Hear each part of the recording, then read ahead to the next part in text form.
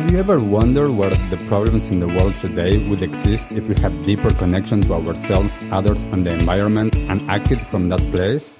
Welcome to the Conscious Action Podcast with your host, Brian Berneman, who believes that connection is the key to taking conscious action as individuals and creating a better world.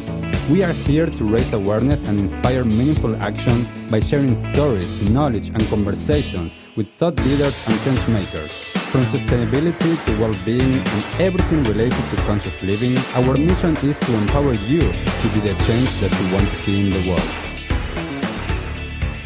Welcome everyone to a new episode of the Conscious Action Podcast. I am Brian Berneman, your host, and I have the pleasure to be joined all the way from Canada by Sherry Shaban. Thank you, Sherry, so much for being here, for taking the time, and for everybody that is watching and listening to us, Sherry. What can you share about you? Who is Sherry? Oh my goodness, what a deep question to unpack. And this is how we're starting our conversation. But first of all, I want to say thank you so much, Brian, for having me on the show. I'm so incredibly honored to speak to you today and have this beautiful conversation together.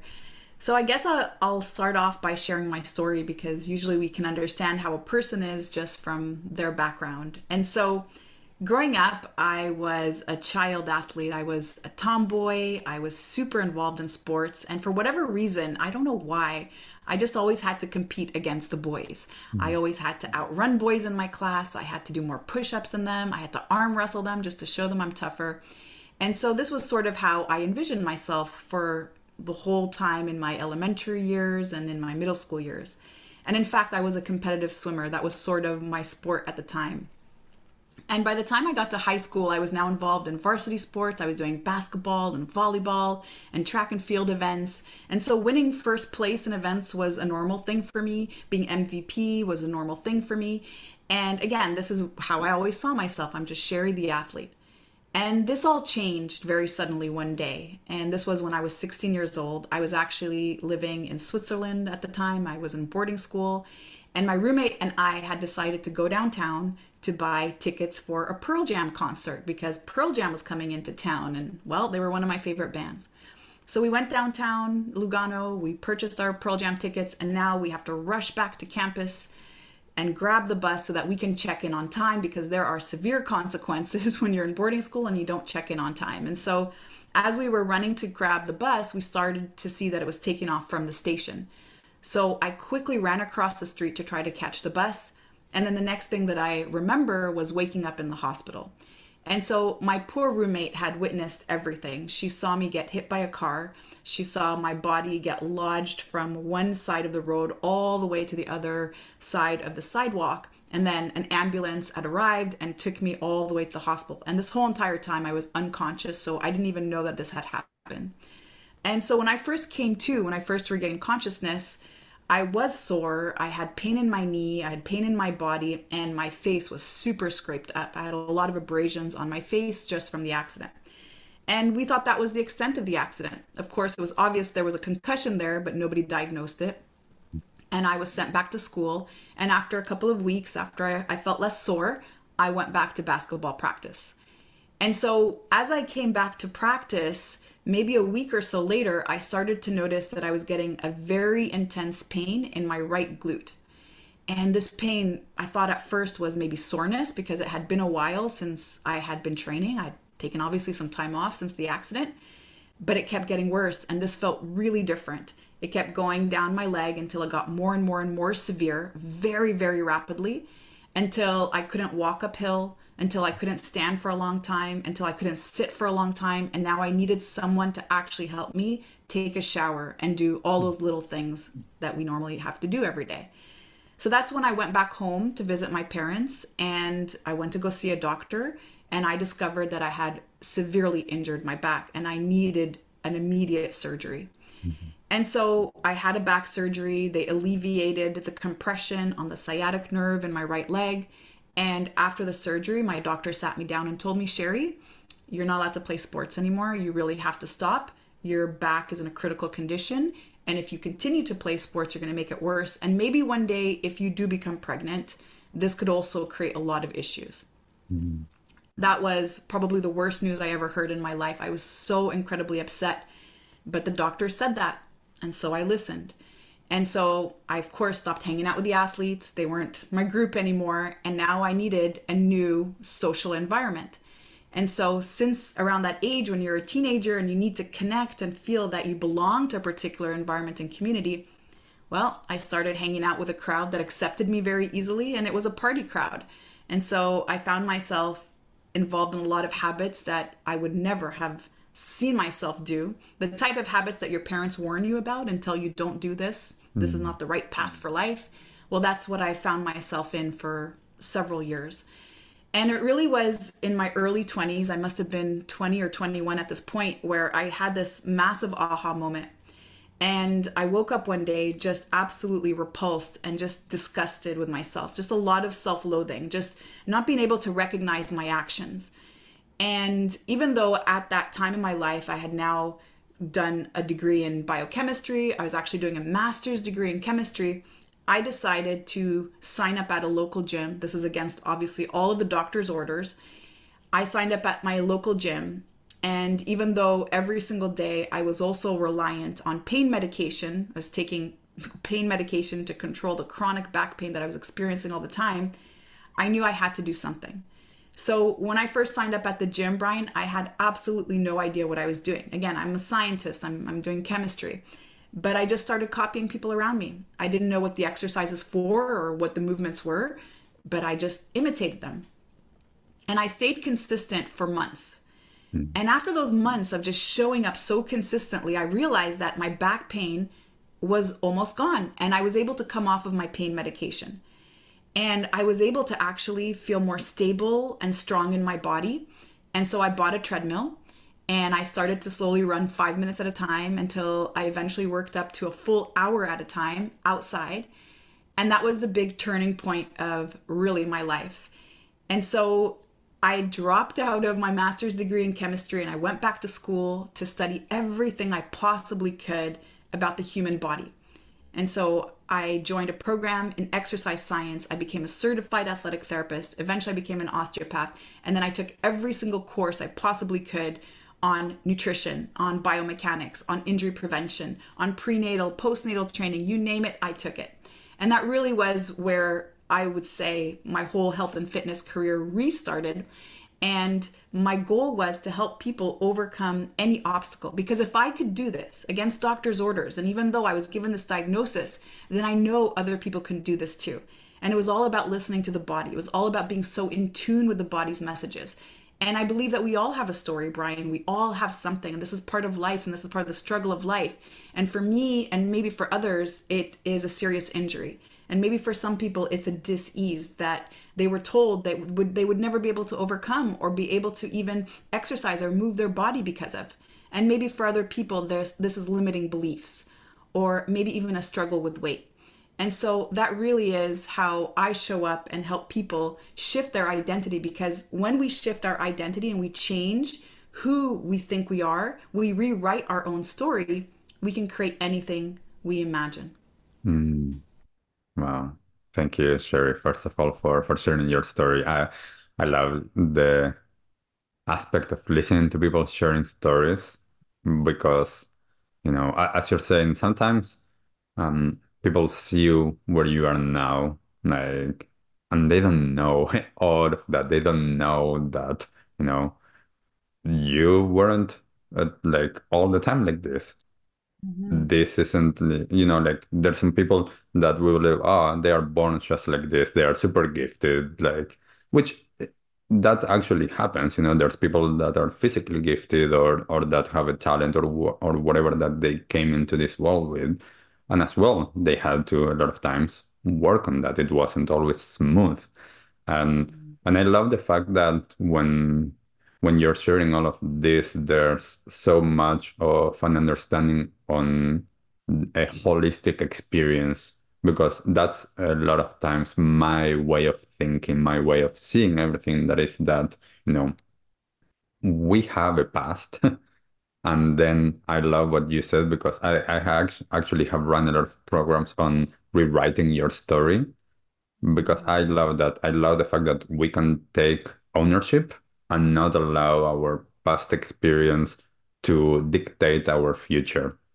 And that is, it's huge to understand from a lot of different perspectives, as you say, like you need to understand the way that you think, what you're eating, what you're doing, like the people that you hang out with as well, as you shared, you change groups and suddenly you start to behave differently. And all of this has such an impact on then our health and well-being that it's huge.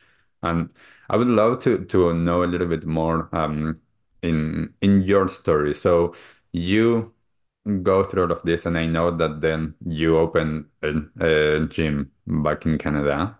Um, what was that like to be able to actually see that you have this space, that you're able to have people just like you started going to that gym and didn't know what to do? Like, how have you helped the people? How was that experience like?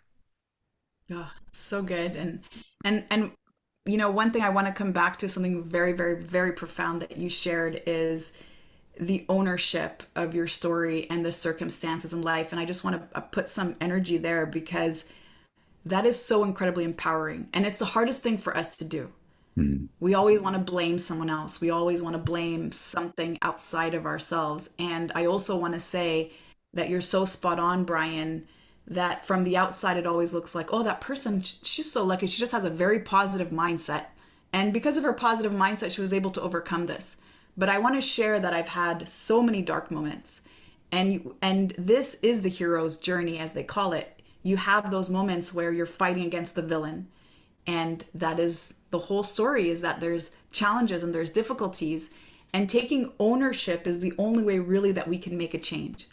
And so if it's always our husband's fault or our girlfriend's fault that we have chips in the house and then that's why we eat them, or it's always someone else's fault that we're not maybe focusing on our self-care, or we're not maybe practicing our meditation or whatever that is, we can never make a change. And so the first step is really to grab that ownership of your life, because if you have that ownership and you say, I am responsible for my choices, then that's how we can write our story. mm, And so, of course, being able to serve so many people and to see them overcome their obstacles, I'm going to selfishly say is my greatest pleasure. And so it is a form of giving back, and it's a form of really understanding purpose. And so for me, my story does continue, because when I first opened up my first gym, this was back in 2012. This was probably the fourth CrossFit gym in all of Montreal, CrossFit mm, Westmount. I had, during the process of opening up my gym and through the process of really creating memberships, so I had first started doing private training at home, and then I was doing boot camps in the park, and then hosting boot camps in school gyms, and then eventually I was ready to open up my gym. Throughout a lot of this journey, I was really demanding very physically of my body. And so I started to actually feel a lot of the back pain coming back. mm, And now it was getting more and more intense. And then I couldn't believe it. My pain in my legs started again. And what did I do, Brian? I ignored it. mm, I ignored the pain that came back. I ignored the pain in my leg that had come back, because when I was first opening up my gym in 2012, I had a deadline and there was a lot of investment on the line, and I had to meet that deadline. And so I didn't listen to my body. I pushed against it. I forced it. I forced it up until literally 1 week before opening. After I finished sanding a plyometric box, we had built all of the equipment in the gym, some of it, and we built these boxes made out of wood. I was sanding one, and the moment I stood up, I collapsed to the floor, and then I was rushed to the hospital by ambulance. And this was on a Wednesday, and by Friday morning I had an emergency back surgery. So this is my second back surgery now in my life, to alleviate the compression now that was actually centrally happening on my entire spinal cord. And mm, this was more of an emergency surgery than the first time. And I again came in on Wednesday. They operated by Friday, and I was 2 millimeters away from cauda equina, which it would have resulted in maybe being in a wheelchair, having to wear diapers for the rest of my life, not being able to control my bowels. And so when I first opened that gym, I have to admit that I actually even asked the person who was creating my website to not even put me on the website. Don't mm, even put me on the website, because I can't even stand. I can't even demonstrate a single squat. I was actually able to come back and start visiting the gym a few months after my back surgery, the second one. And I didn't want anyone to even know that I was the owner. And if I was at a social event and people were asking me, what do you do for work? I didn't even want to tell them because I felt so inauthentic. I Mhm. felt so out of integrity. How can I be a coach? How can I be a trainer? How can I be a fitness enthusiast and professional when I don't even know how to do a squat right now? And so it was incredibly humbling. And I just kept showing up. I was the person in the background doing the administrative work and going into our yoga room and our therapy room and lying down whenever I needed to. And so eventually, though, as I started to see all of these beautiful souls coming into the gym, these were very, very busy business people. These were moms coming in with young kids. And these were people, a lot of them, who had never exercised or trained in this type of way their whole entire life. But as I watched them transform, as I watched them getting results and showing up and dedicating themselves to themselves, it re-inspired me. And so I decided, oh my God, I'm going to do this. I'm going to rebuild myself back up. And the first commitment that I did to myself is first to learn how to move. And at that point, after that second surgery, I couldn't even bend forward like 30 degrees. I couldn't even fold forward. And so my first intention was I'm going to start with yoga. I'm going to reconnect with my body. That is what I'm going to do. I'm going to learn how to move. I'm going to learn how to feel free and back reconnected with my body. And so after I did that, and I was lucky because I had a yoga teacher coming in at the gym at the time. I did private training with her. I'm like, no, just me 3 times a week. We're just going to do a private yoga session. And eventually I learned how to move and I was finally able to fold forward. I was able to sit and fold forward, which was something that almost felt impossible to me. And then after that, after I regained mobility through yoga, I was able to start body weight workouts. And that was just really how I came back into training. Instead of lifting weights and really loading the spine, I just started to again reconnect with the body, use my own body weight, and start to be very creative around workouts and different exercises. Eventually, by the way, all of that training and the exercises I had created and the little workouts I had put together, that actually ended up becoming my HitDex app, which is really the philosophy behind that app is how can I train while increasing my intensity, but not loading my back, not loading my spine. And so it just opened up possibility and curiosity. And so all this to say is that life really happens for us and not to us. And it's hard to feel that way when we are in it and it's the circumstances and it's hard and we're struggling. But what I realized is I had to have gotten hit by that car for life to happen for me to find health and fitness. And I had to get re injured again when I opened my gym so that I can resonate and connect with all of these beautiful souls who are going through the same struggles as me. And for me to even find this way of training where I can respect my body. And again, even against doctor's orders and what people would normally say from a condition like mine, still find a way to make things possible. Most importantly, respecting and listening to the body. Mhm. Wow. Thank you for sharing that. There's so many things that I'm taking away from what you shared besides like the story, which is super powerful and super inspiring.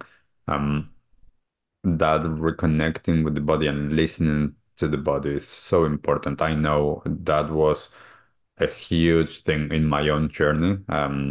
As as I went to these classes, they were Tibetan yoga, and it was the first time suddenly that I actually felt my body. I didn't know that that's how my body felt, that feelings felt.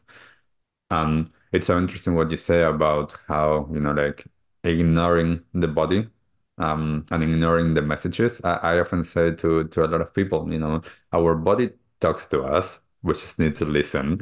And it's kind of like little by little, it's just knocking on the door a little bit and telling you, hey, look at me, look at me. And then if we don't listen to it based on whatever it is, based on consciously ignoring it because we are pushing, or whether we are conditioned not to feel, or we dissociate from our feelings, that's going to intensify until it's going to tell you, okay, now you cannot do this. And you have, as you're saying, something, like like, and then you need to be in the hospital, or whatever it is. For all of us, it's different. And for me, it's so powerful to be able to see someone else's story and be like, ooh, like, do I want to get there? I mean, it's, as you're saying, like, life happens for us, and whatever it is that is going to happen needs to happen for us to learn and to grow and to develop in the way that we need. And at the same time, we can learn from others and be like, oh, I'm going to actually listen to my body. I'm going to move it. I'm going to actually notice, what does my body tell me that is the right thing for me to do right now? And again, what you're saying about taking that ownership, that is so important to do that, because then it's like, okay, I cannot blame anybody else. As you said, I cannot blame the people around me for having whatever it is around. It is my choice to do that. And to be able to do that as well, not only we need to listen to the body, we need to pay attention to our mind, because as you're saying, we have, these beliefs and these conditionings, just as many people would listen to the doctors and would never do exercise again, even if they feel like that's what they need to do, or they feel defeated and ashamed, as you felt, like not wanting to put yourself out there because what will people say? And overcoming that, or understanding that's there, and again rewriting that story and rewriting all of those different thought patterns so that we can go beyond that. I just love all of that. Oh my goodness. I love everything that you just said. And, when our body speaks to us, and those really are the signals, we have this innate ability to really tune into the body's messages. And this is inner wisdom. This is something that we all have. And through awareness, we can start to pick up these cues. And so, what I always say is that when we are off our center, when we're not listening to the body's cues, and the body's cues will help us intuitively move, intuitively eat, for example. But when we're off center of these body's cues, the body's cues and the messages and these signals will get louder and louder and louder. And we know we are off our center when first it actually starts to affect our psychology. We start to notice that our emotions are off. Maybe our thought processes are off. Maybe we're thinking about a little bit negatively, blaming people, complaining, criticizing. And then eventually it's going to start to impact our sociology. So the people that we spend time with. Notice now we're having conflicts in our relationships, conflicts in our social environments. And then eventually it's going to impact our physiology. And that now manifests as dis-ease or something breaking down. And so I just want to expand that a little bit further out, because anyone who's ever experienced chronic pain, and you've experienced chronic pain after all of these things have happened. You start to feel something is off in your body and your psychology is off. Now you're negative, like, oh, I can't because everything hurts and I can't do that. And now everything just feels dark and limited and you feel trapped in your circumstance. But then you start to notice that it's also affecting how you're behaving around people. When you're in chronic pain, let me tell you, you're in a bad mood a lot of the time. It's just so much pain, you can't even tolerate yourself, let alone tolerate someone else chewing near your ear. And then finally, you'll feel that in your body. And so these are little signs and cues to just notice, because again, we're not just what we're eating and we're not just what we're moving, but we are the way we think, and we are the way we hold our emotions, and the way we interact with other people, and how, of course, we honor our body through the rituals of self-care. Hmm. Yes, and I love that, and I would love for you, Sherry, to touch on something that you briefly mentioned there, that is that intuitive eating. When we, when we are in touch with our bodies, when we're in touch with our feelings as another of the aspects of our life, as we're talking, like the mind, the emotions, the body with movement. Eating is a big part of all of this. And I'd love to get your take on what was for you on your own journey. What did you learn out of that, and how do you work on that based on that intuitive eating? Yeah, so good. So, intuitive eating really, I think, is this topic that's misunderstood these days. And if you go on social media, you might see a lot of people hashtagging intuitive eating, and yet they're really promoting or pushing us to eat junk food and saying that that's intuitive eating. And so I want to back off from that a little bit because I actually like to bring things back down to basics. And what's back down to basics is something that we have, which is called appetite control. And so when we are first born, we have the ability to ask for food when we're hungry. We're actually able to pick up all of our hunger cues. And same thing, we can start to sense satiety. And so I've had two babies, I've had two little girls, and they're not so little anymore, they're teenagers. But when I first had them, when they were hungry, my goodness, if I didn't feed them, that got louder and louder and more violent. And oh my goodness, until I finally fed them. And once they were full, I couldn't put one more drop of milk in their mouth. That was it. They were done, full. And so we actually override these natural cues, and we can see these cues in animals too. Notice that animals, when they're hungry, they eat. When they're not hungry, they walk away from however much food they have available to them, they just walk away from it. But as we grow up, when we start to get other messaging, especially when this part of the brain starts to develop, so the cognitive part of the brain starts to develop, or the frontal lobe, and we start to override these natural cues because maybe mom makes us finish our plates before we're done eating. No matter what, we can't leave the table. The food on our plate has to be finished, even if we are so full, because we cannot waste food, and there are starving kids in Africa. And then also, maybe mom rewarded us with ice cream every time we did something great. And then maybe also mom rewarded us with ice cream every time something terrible happened to us. And so now we're starting to bypass these natural cues, because now we have external information. We learn the programming of, I have to finish my plate. I cannot waste food. And then we learn the programming of, every time something great happens, I have to celebrate with food. And then every time something terrible happens, I also have to celebrate with food to make myself feel better.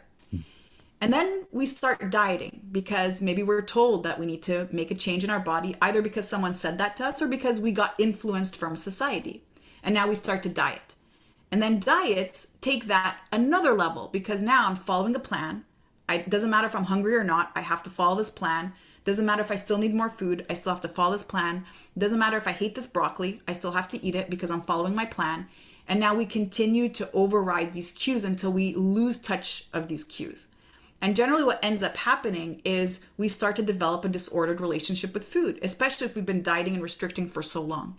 Anyone who's been dieting for so long, or restricting or denying themselves from certain foods for a very long time, what happens is that we create a reward system in the brain for that particular food that we're restricting.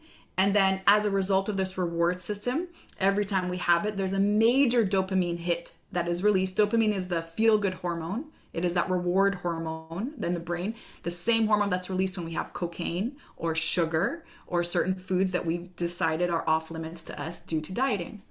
And so through this process, and now these are all, by the way, patterns that we just install in our subconscious mind and our subconscious programming, through all of these life experiences, we end up losing sight of our natural hunger cues and our natural satiety cues. And in fact, we don't actually even are able to recognize what our body is needing.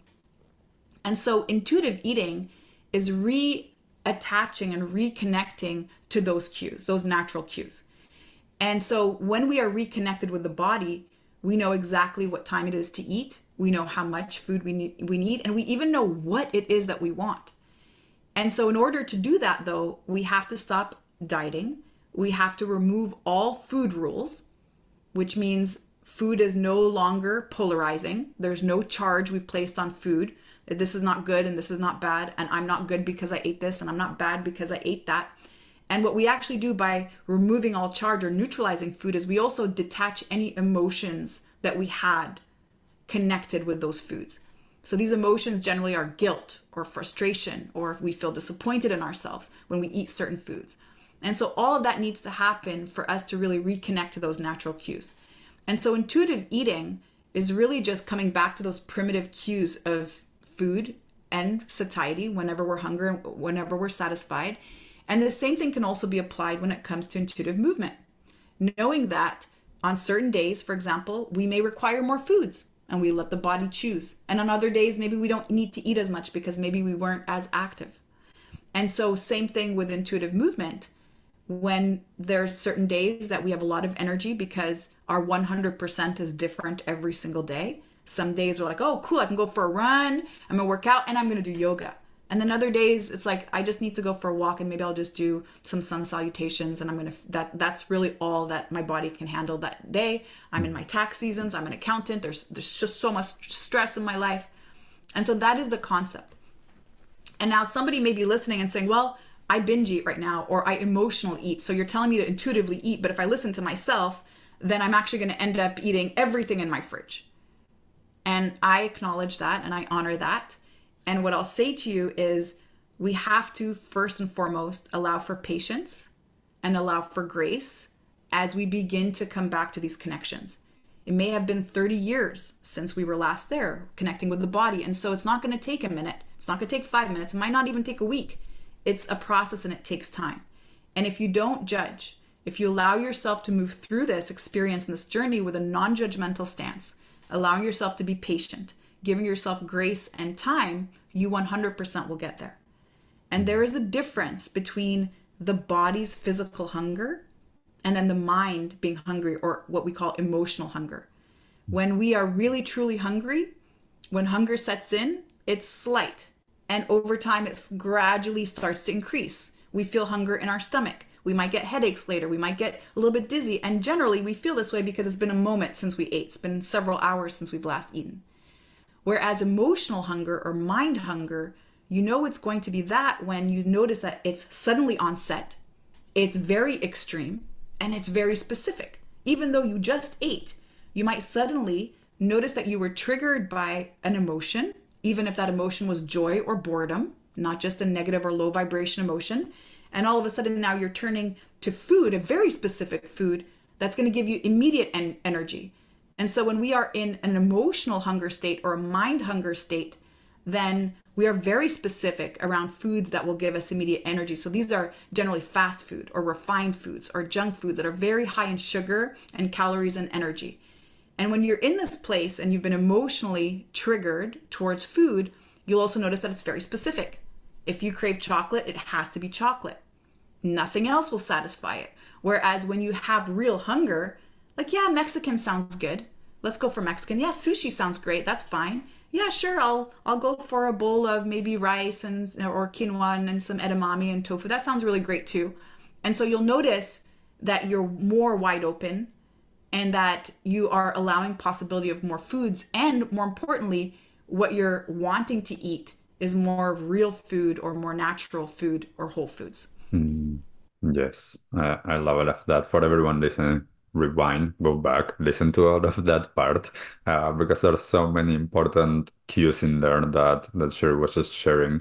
I think that some of the things that I'm taking away from that, from my own experience, that is so important is that reconnecting with the body and remembering how it is that the body's wisdom can talk to us. Because I have talked to so many people through the years, what you're talking about, people that say like, oh, listen to your body. I'm like, but majority of people don't know how to listen to their bodies. They are listening to that mind or to those emotions or to that conditioning. They are not listening to the core of their being. Therefore, then their actions are not in integrity or in congruence or in alignment with what is good for them at that moment. And I think that's a huge part of understanding that, as you're saying, there's processes of unlearning, of healing from whatever way we do that, whether that's with therapists, with energy, with movement, somatically, like whatever way it is that we need to heal and rewire our brain and our system to come back to a place of coherence so that then we can actually function. And what I have talked to so many people about is the I love what you're saying about that restricting with the dieting. A lot of times I talk to a lot of my clients and they feel what you were saying about that guilt when they didn't do exactly what that diet needed to be, and they feel guilty. They cannot even tell that to their nutritionist or to their health coach or whatever. And I'm like, well, there's an issue there. First, of that perspective, but as well, and this is one of the things that I tell a lot of times to people, I choose what I'm eating. I Mm, choose what I want to eat. and not what I'm restricting myself. I had this happening a while ago. I went to this dinner with some people, and I'm vegan.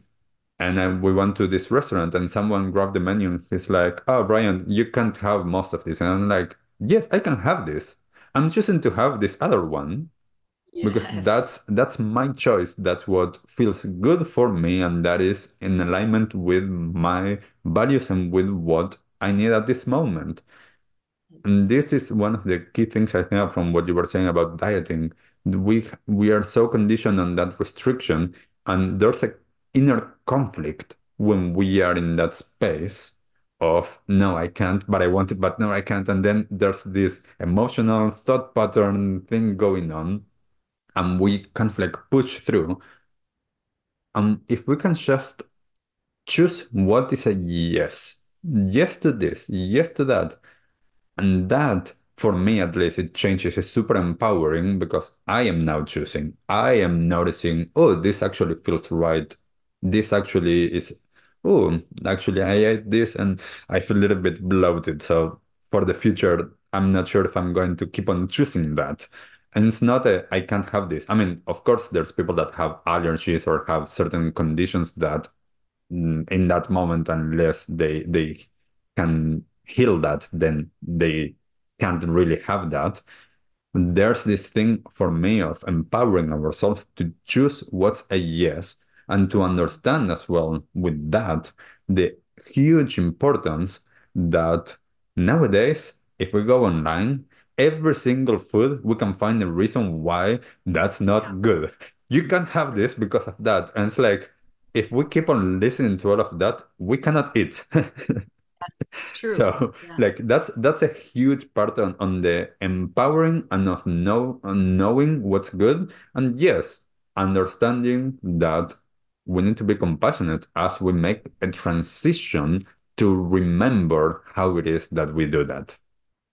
So good. Oh my gosh. Everything that you just said right now, like this summarizes everything that we do in life, and it's all about choice. And when we're really tuned into our messaging the body and just how to differentiate between the two, our body's cues will always be around love and kindness. If we really listen to our body, exactly what you just said, Brian. I go out, I eat a certain food, maybe I have too much gluten or dairy or whatever that is, and I don't feel well the next day. My body's cues that I'm going to listen to is just asking for kindness. Can you please maybe make another choice because this isn't feeling so great. This doesn't really serve me. Whereas our mind's cues are generally very, very destructive thoughts. They're very self deprecating ideas. And so there's this part of us, I call this part of us the voice in our head, this imp, okay, standing for the voice of impossibility. When you're noticing that there's this voice in your head telling you that you can't, that you shouldn't, that you're not good enough, that you look a certain way that's not good enough, that you have some sort of defect of some sort, or there's something about you that you need to change, you're flawed in many ways, nobody likes you, you're not enough. That is the voice of the imp. That is the voice of impossibility. And you have to really be able to differentiate between the two. Anytime you hear that voice that's really not that nice, talking to you in a way that you don't accept anyone else to talk to you like, that is the voice of the imp. And that's not the voice that we should follow. If we listen to the body's cues, it's always going to say, ooh, move today because that feels good and that's going to serve me. Or maybe that's too much movement, that won't serve me. That's actually a bit too much today. And the same thing with food. And so this really always comes down to the nervous system, which is really behind all of our behavior. Because every single thought that we have in our body and in our mind is going to result in a direct emotion, which is really a chemical reaction. So for every thought that we have in the body and in the mind, we create chemistry in the body. And so sometimes that doesn't seem very tangible, but the way that the process happens is first through the five senses we pick up information from the environment and then we create a thought. It's the only way we have a thought, because we saw something, we smelled something, we tasted something, we heard something, and maybe we remembered something because something cued us or stimulated us to remember it. Now we have a thought. The thought creates a neurotransmitter. The neurotransmitter that's made in the brain creates a neuropeptide, which is a little messenger protein. and it goes to a particular site in the body, which we call energy centers, or maybe someone is familiar with them as chakras. But really what they are nerve bundles. They actually have their own magnetic field around them. And these nerve bundles, they create hormones. So there's a receptor site there, and there's a hormone that's created, and that is ultimately going to give us an emotion. And whatever the emotion is that we have, that's really the quality of our life. Whatever emotions we sit in the most is the quality of our life, because every single emotion is going to drive an action. And if we repeat the action over and over and over and over and over again, it's a habit, and now that's our behavior. And ultimately, that's our character. And so I know this sounds really far-fetched, but I'm going to ask you, what happens when you watch a scary movie? Okay, I know this is Hollywood. I know there's a lot of money that went into the graphics and all these things, and everyone's acting. Yet why am I sweating? Why am I feeling afraid? Why am I afraid to go to bed at night? Why is it still bothering me for 3 days? Why am I afraid to put my feet under my bed? Right? But it's because we watch that movie. Or when we watch a sad movie, we're stimulated in the same way. Our whole body reacts. And so that all comes from imagery and through a thought in our mind. Well, imagine when we speak negatively to ourselves. We also create an impact in the body. If I call myself disgusting and gross and fat and not good enough and all of these words, I'm creating chemistry in the body that is going to match that. And when I create the chemistry in the body that's going to match that, then the voice of the imp is always going to show up every single time I'm trying to move away from that, because that's my self-concept. It's who I think I am. And so the nervous system, the autonomic nervous system, is divided into two components. There's sympathetic nervous state, and then there's parasympathetic. Sympathetic is known as fight or flight. I call this protection mode, is what I refer to it as. And then there is safety mode, or parasympathetic, rest and digest. Now, when we are in sympathetic nervous state, that is an emergency situation for us. That is our body being on high alert and seeking survival. And so if we're going to seek survival, because if really there is a threat for whatever reason in our environment, our thoughts are going to be projected always on worst case scenarios. When we're in fight or flight, when we're in protection mode, our thoughts are always about things that will give us emotions of worry, doubt, not enough, frustration, loss, regret. And our thoughts generally are either projected in the future to try to predict what can happen, or they're projected in the past, trying to rehash what happened in the past to predict the future, or because we can't let go of something. Whereas when we are in safety mode, or when we are in parasympathetic, rest and digest, we're very much in the present moment. We're very here and now. We have calmness, we have peace. That's where we can be creative. I can't be creative if I'm worried about what's happening in my environment, but I can have creativity when I feel calm and relaxed, and I'm well fed, and everything is good, and my temperature is good. All the things are good. And so why this is important is because when we engage in negative self-talk and we allow for that in the way that we use our language, even the language of I can't eat this, I can't have that, I won't do that, I can't, I'm not allowed, even that type of language, that triggers protection mode. That immediately triggers us into protection mode. If somebody is yelling at me, calling me names, I'm going to get ready to fight. My body's getting ready to attack. I'm ready. I'm in fight or flight. And yet we're doing that all day long in our mind. So we're constantly in protection mode. And so a really great way for you to determine how much of your time, again, coming back to the quality of your emotions or the quality of your life, how much of your time do you notice you spend in these emotions? If you notice that most of your emotions all day, you're always worried, you're always stressed, you're blaming people, you're criticizing yourself, you're never feeling like you're good enough, you have a lot of fear, there's a lot of doubt, uncertainty, you're most likely in protection mode. And when we are in this nervous system state, we have this process in the body where, number one, we slow down our metabolism because we try to conserve energy. Number two, we try to store as much energy as possible. So you're going to notice that you have cravings for sugar and fast food, and again, foods that really can help store that energy as quickly as possible. You're going to feel lethargic in your body because, again, your body's trying to conserve energy, so it's harder to move. And then you're just going to notice that there's not a lot of possibility. And so we oftentimes experience unwanted behavior or self-sabotage really because we're in protection mode. And so if we want to get out of that, again, just coming back to evaluating our thoughts and noticing that if I go to a party and somebody offers me something to eat and I've made a commitment around my rituals, instead of saying I can't have that, I say I don't. I can, I just don't. I choose to, or I choose not to. And that's a very, very different mindset.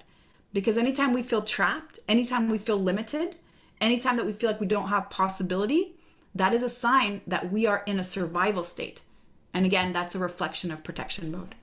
Yeah, I love that. A lot of times with my students at university, we touch a lot on the importance of understanding the nervous system and how to move into the parasympathetic nervous system at least more, because our society is actually functioning in a way that we are always in that sympathetic, alert, stressed, and that creates chronic pain, or even, as you're saying, that is what creates actually our behavior. And this is one of the things that I often share with my students. We need to feel safe. We need to feel safe in our environment. We need to feel safe in our inner environment. And with that comes, a lot of the um, whatever methodology, whatever way, we need to re-engage with ourselves. We need to develop a relationship with ourselves, with all of our parts, accepting of all of that. As you're saying, we are conditioned. We have all of these emotions. We have all of these different patterns that are taking place. And the more that we can understand them, the easier it is to understand. Ah, this is the way that I change my behavior, by creating sustainable habits that are going to then influence my behavior. And that's then how I'm showing up in the world, because I am moving from what I often talk about. I can move from reacting to responding. And that again, that comes to that ownership, to taking responsibility, to understanding how I'm wanting to show up as a more conscious being instead of in automatic pilot. So moving from reacting to responding for me is huge. And to know that, as you're saying, the importance of feeling safe. Most people, we don't know how that is. We don't know in our bodies how it feels to feel safe. I'm so glad that throughout all of the years of my own path, I have been able to learn how to do that and how to develop that connection to that place that you were saying, that love and kindness towards myself, that's a natural response that we have. How to re-engage with it is so important for so many people. And I love something, I'm not sure if you have, I think that you haven't mentioned it today, but you mentioned it in a previous conversation that we have on as well, how to, I think that it was make peace with the food that you eat, or something like that you mentioned last time. And I think that it's the same for every aspect of our life, just making peace with it. And the more that we are able to do that, the easier it is to navigate life, as we go through challenges, we go through different experiences. I mean, you shared earlier, you went through so many of those, and it's easier to see them and like saying like, ah, that's what happened, and now I can get the learning.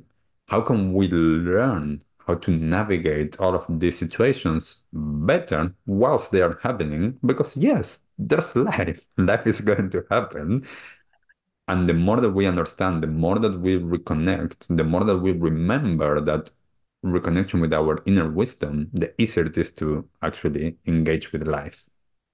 So good. I love that. I love that so much. And, I love this word safe because I don't think a lot of us really understand what that means, right? So if I say, oh, Brian, I'm feeling safe, or if I ask you, are you feeling safe? It's like, well, what do you mean? There's nobody holding a gun against my head. Of course I'm safe. Like I'm in my house and it's fine, right? But that's not really what it means. There doesn't have to be a violent attack. There doesn't have to be a physical threat to you for you to not feel safe, just simply through you not being able to relax in your environment, you noticing that you're not able to release those thoughts of worry, doubt, fear. That is an indication that you're not feeling safe. And again, the stimulus could be your own negative self-talk. If you wake up in the morning, the first thing you're like, oh, it's Monday. God, I hate it. Like, oh my God, all these clients. Oh, I have to do all this. Oh my God. And then you go to the mirror, like, oh, I look at it, so disgusting, so gross. Like, I can't believe I'm so big. And that is not allowing yourself to ever feel safe. And so the big, really driving force behind making peace with food, which is a program that I help women go through to overcome unwanted eating behavior like binge eating or emotional eating or stress eating, the way that they're able to overcome their unwanted eating behavior, So that way it's a non-issue and they're no longer gaining weight as a side effect of it, is again to bring themselves to safety. Just to learn, first of all, like you were saying, that we are feeling unsafe, that we actually are in chronic protection mode for not just years, but likely decades. This could have stemmed from childhood, except the body does an amazing job of adapting. It is a master adapter. Whatever stimulus you give the body, it's always looking for homeostasis. Even if my homeostasis is always stressed, always angry, always yelling at everyone, always blaming everyone, always criticizing everyone, always criticizing myself, that is my homeostasis. And so that's all it's ever known. And I've been feeling unsafe actually this whole entire time. Constantly cortisol, constantly self-sabotaging behavior, unwanted eating behaviors, constantly not seeing my health progress in the way that it will and could and should.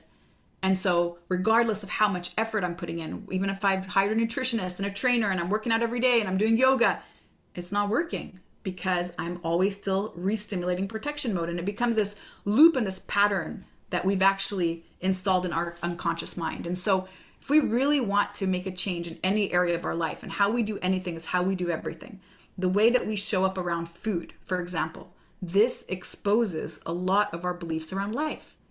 If you notice that you have to finish off all your plate, well, what does that say about how you view life? Do you feel like there's scarcity or is there abundance? If you notice that there's something in the fridge, and even though you're full, you're going to eat it because you want to eat it before somebody else gets to it, are you seeing scarcity or abundance in your life? And if you notice that you tend to overeat, even when you're done eating, that again, you still go for seconds. And even though you're super full, what does that say about how you view service, accessibility, and resources in life? And so we always say, again, if we really want to determine what our belief systems are in life, let's just look at how we behave around food, because that really shows us a lot. If we have a tendency, for example, to snack in front of the TV at night, and that's actually where we get our feeling of comfort from, well, that shows that we have a need for safety. Why do we not feel safe the rest of the day? Is it because it's a stressful job?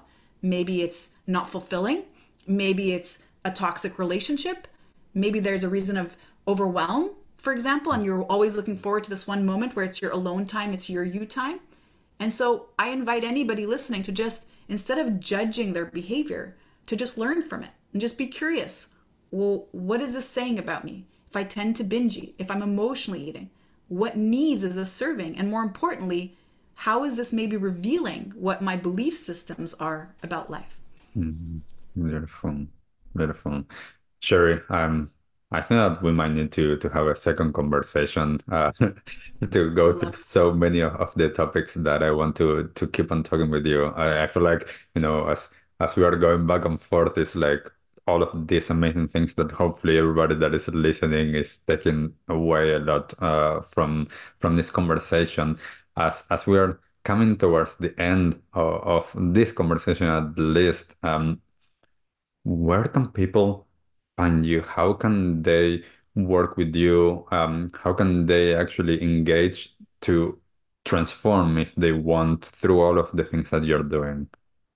Aw, thank you so much, Brian. I just want to say too that I love this conversation and I really feel like we could just keep going. I don't even believe that the time flew. And you're really amazing at what you do. You have so much love and light and care in all of this energy that you're sending out. And so please keep doing what you're doing.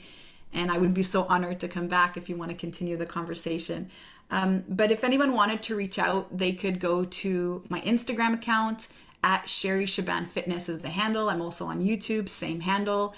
And then if you are looking really to overcome any unwanted eating behavior, I have a little free download for you. It's a workbook that you can use for self-reflection. There's several tips in there to really get you started on your journey. And then you can download that at makepeacewithfood.com.